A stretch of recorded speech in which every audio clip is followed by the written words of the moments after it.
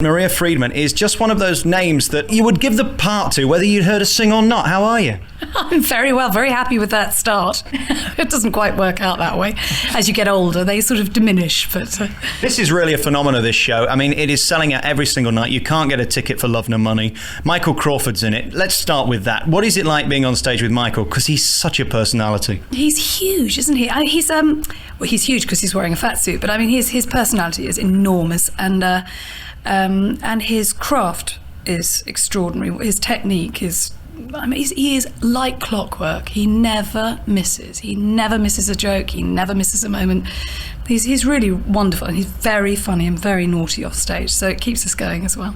This is the brand new show by Andrew Lloyd Webber, and I have to say, it's not a walk in the park. This is not a silly Mamma Mia nonsense fun kind of musical. This is kind of a serious, well-sung, almost operatic show, isn't it?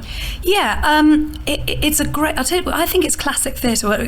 When you're in something, people always ask you to describe it. It took me a while because it's quite contemporary in its feel because of the design, which is very, very new and very exciting, very visual, very filmic. But actually, it's classic theatre. Whether it were a play or a musical or anything, it's sort of almost irrelevant because it's great storytelling. It's a wonderful, twisty, turny, tense story. The one thing that dawned on me about this show is it heavily relies on technology in terms of the video stuff that goes on behind you. I don't want to give too much away, but a lot of the big passion comes from things that happen that are projected onto the back screen. If that goes wrong, can the show continue? Yes, it can.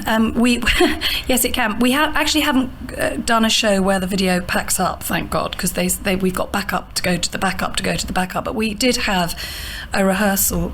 We've got contingency A, B, and C, so that we actually can keep going. Because obviously, the main, it relies heavily on the visual, but also it's one of the most demanding shows on the actors that I've been in, because actually there aren't sofas and chairs. The world is created by what we see behind us, so it's up to you to fill the space. So really we could do it without anything at all, because it's us who are telling the story. How draining is it on you? Because it's also very serious. I mean, you really have to get into these roles. It's very emotional. Can you leave that behind when you shut the dressing room door? Very happily. Yeah, I mean, that you obviously have to learn to do that over the years. I remember when I was much younger, sort of becoming totally absorbed with what I was doing, and then it would take me a little while to wind down. But I think as you get to do it, it's a technique, and you walk on the stage, you give it everything you've got, you walk off, and you walk into your new life, whatever it is, your proper life, your real life. It's written by Andrew Lloyd Webber, and everybody knows he really is. Him and Cameron are the two big names in musical theatre, certainly in this country and on Broadway as well. Is it a thrill to work for Andrew? Was that a factor in accepting this job? Well, I've worked with Andrew doing lots of demos for him over the years. I've always been sort of hauled up in some contract or other, and he phones me up and says, "Oh, Maria, come and sing this song I've written." So over the years, it's been quite funny because I've got to know him on a personal level, and have often sung some of those huge hits that, just in his living room to hear how it goes. So I've always known that he's been very keen on my work. And apart from Joseph, the film of Joseph, which we did with Donny Osmond and Joan Collins and Richard Attenborough, I haven't actually worked with him. So it was really great because he offered me this role, and then he came to New York to see me in a cabaret that I was doing out there. And when he saw the cabaret, he said, "I'm rewriting the role. I'm going to make it just do everything because I want to get all those bits of you that I saw in the cabaret." And I thought, yeah, sure, he did. So I'm never off the stage. And it's great because I've got comedy and drama and tragedy and passion, and it's an amazing roller coaster for an actor. It's great. Why you?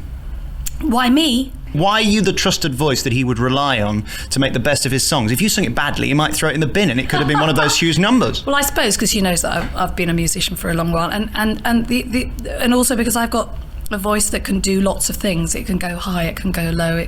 So it has the range so that he can actually hear whether it's singable.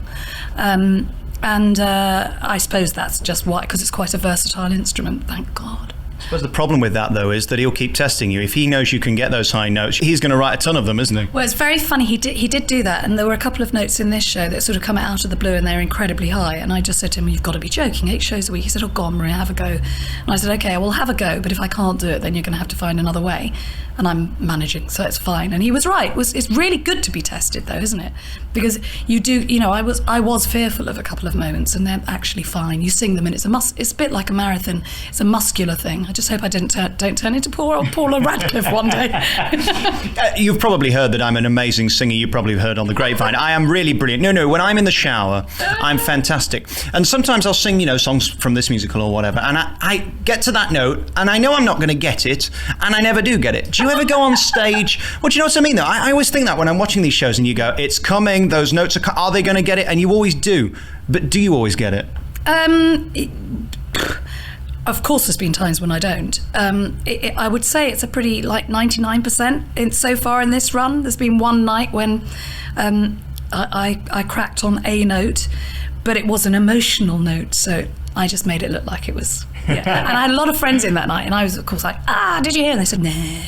I mean, yesterday I had a tummy upset in the middle of, and I'm never off the stage.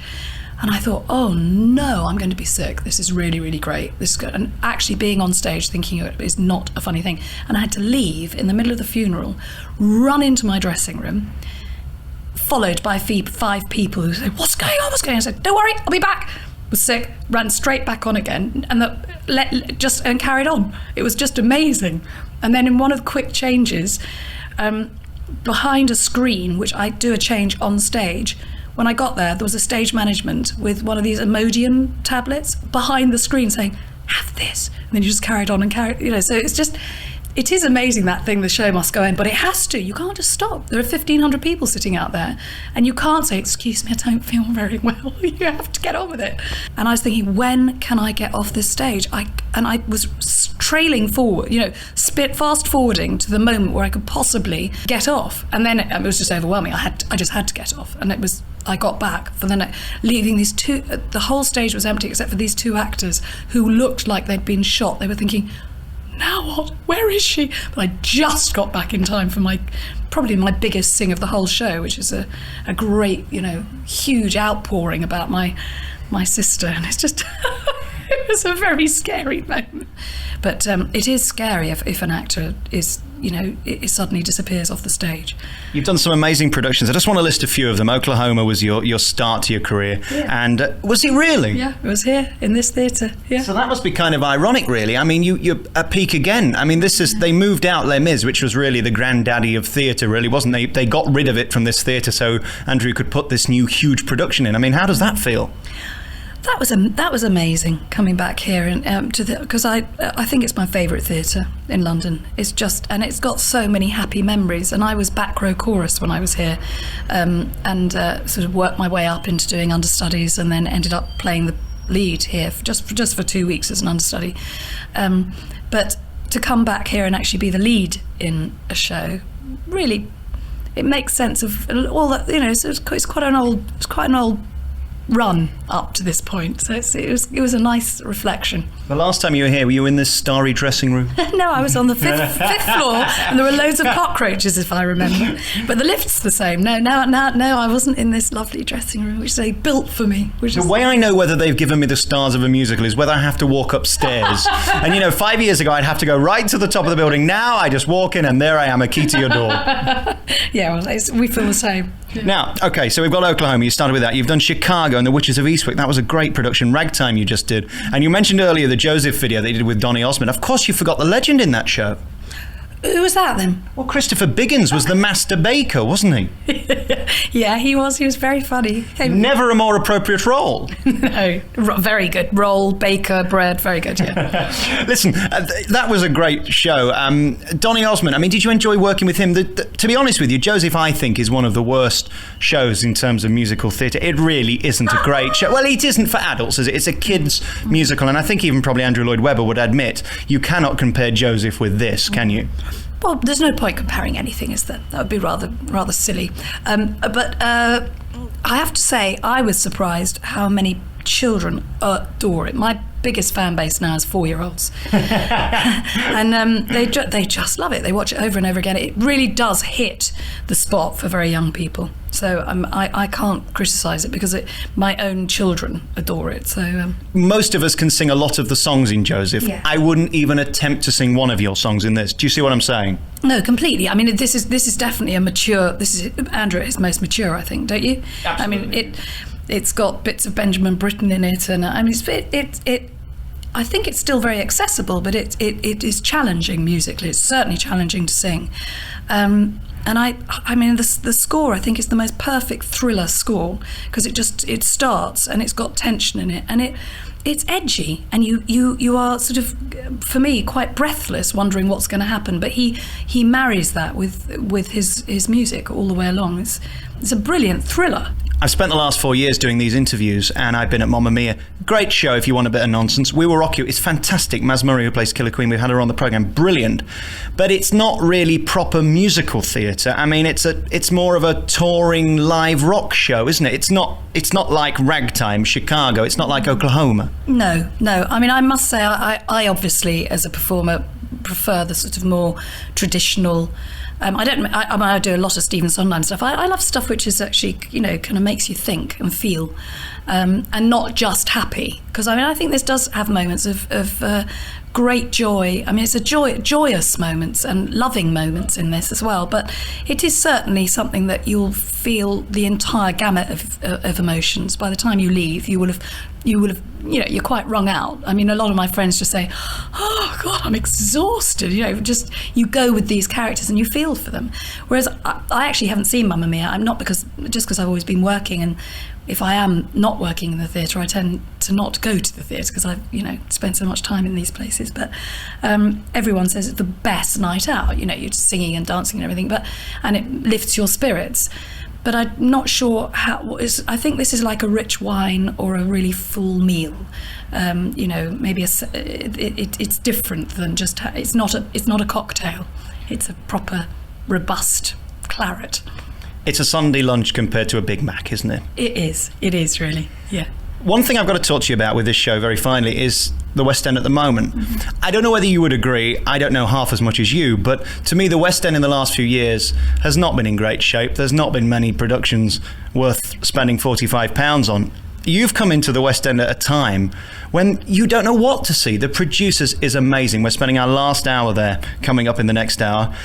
We've got this show here coming up, Mary Poppins, coming up, Billy Elliot the musical. I mean, this is really good for the West End, isn't it? It's fantastic for the West End. And, people, what's really, as you said, you can't get a seat for our show. It isn't about one show has to be good. The more shows there are, the more people seem to come out. The producers is full, we're full. You couldn't be more different. But what they are is both quality shows. They're both, really good. Everything about them has been thought out and beautifully produced. So, bring them on because it just means that it's just a healthier place for people to take the risk to go out. This is a great show. It's a very professional show. The cast are so talented, including yourself. Michael Crawford has such charisma and such ease on the stage. I mean, he does something with an animal. I don't even want to give it away, that most actors, I'm sure, wouldn't dare do, because I'm sure 9 nights out of 10 it goes wrong. He loves it. It's almost as if he wants it to go wrong because he has the confidence to deal with it. That's so rare, isn't it? It is rare, yeah. I mean, they say don't work with animal children. You should put Michael Crawford in that as well, because, I mean, he basically can do anything. Yeah, if he's on a stage, that's where you're gonna be watching. He's amazing. Maria Friedman, thank you so much for sparing the time to talk to us today. I know you're a very pressured, busy, and certainly important lady here in the West End, and you've had such an amazing career, and I wish you all the success in the future. Thank you so much. Thank you.